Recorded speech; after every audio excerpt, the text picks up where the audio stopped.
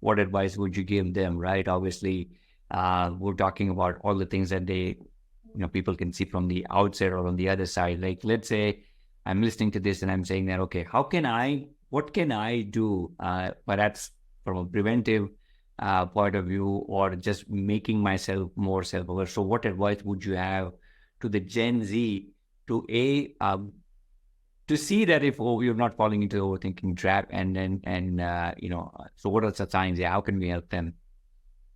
See, today I would say most of us are overthinking about something or the other. It's become a part of our life where it doesn't even affect us much. So it's become like, for example, if you're having a cough and cold, you know it's going to be fine by 2 or 3 days, so no need for medication. So we've dealt, like, if it's a viral or a fever, we will go and have a medication. So only if it is hampering at an extreme level, you go for a professional help. But you can, of course, understand that, uh, you are different. Each individual is different. You don't have to always, be a part of the group. I'm not saying that you stand up and become a rebel. No, we don't need to do that. But we can always put our opinions out. So that will help us be more satisfied with ourselves. We won't come back home regretting that um I didn't put my opinions forward, or I wasn't able to share this. And then overthinking begins when you're not able to share your stuff. It Okay. begins only when that, or you're thinking too much about the future. So rational thinking will help you be in the present moment. Mindfulness can help you being in the present moment and help you reduce overthinking. And secondly, be confident in yourselves, in who you are.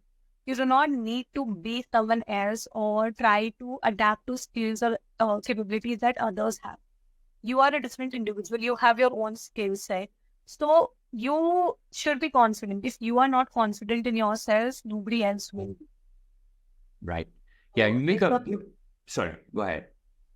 no, it's a matter of perspective. So if you see a situation from a point of view where you feel very confident and you feel that, okay, this is the way I see the situation, it's okay. Maybe someone else could have a different point of view. There's no harm in having different point of view.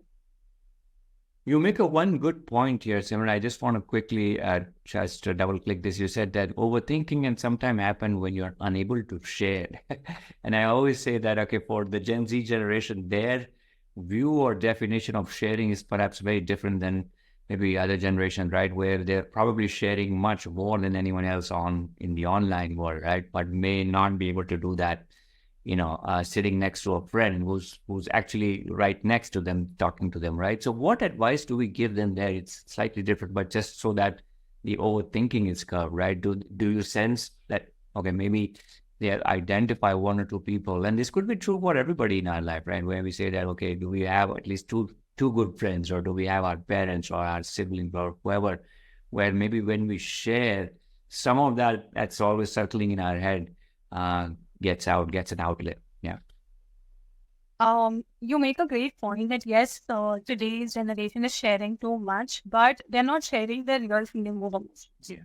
If you see that if you are putting out a post about IPL, you'll see 10 of your friends putting the same post. So it's again being a part of the herd, being a part of the group. So you're just posting things that people will find good, that people will appreciate, that people will approve of.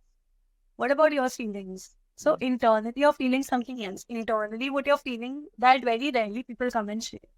So I do have so many clients who belong to this generation who say that we have a lot of friends, but we have nobody with whom we can share this. So the point of social media, I wouldn't say it's just social media. It's just become that, I can't share what I really feel with anyone because maybe I don't know whether A, they would understand or not, they would how they would take it, and secondly, will this break the friendship with me, or what will their perspective be about me if I share my problems? Will they feel that I am weak? So nobody wants to become vulnerable in today's time. Right. Yeah, I think it defeats the purpose. I think it's more driven by, will I be liked? What will be my perception? Will I get X number of likes? Will I get certain number of comments? And that will be way of saying that, I've really made a good post, right? As opposed to actually writing, what's on your mind and what are you grappling with. Okay. That's right. So fantastic. Simran, any last piece of advice, both again from a workplace and also Gen Z, right? Kind of maybe just like as a way to sum up our episode, like some do's and don'ts for anyone who's listening, right? Some basic do's and don'ts of overthinking, right? What's that magic formula that you want to kind of share? I would say if you're overthinking, go one step at a time. Having goals, having plans is not something that's wrong. Do plan ahead, of course, but then don't live in the plan. Don't live in the plan, live in the process.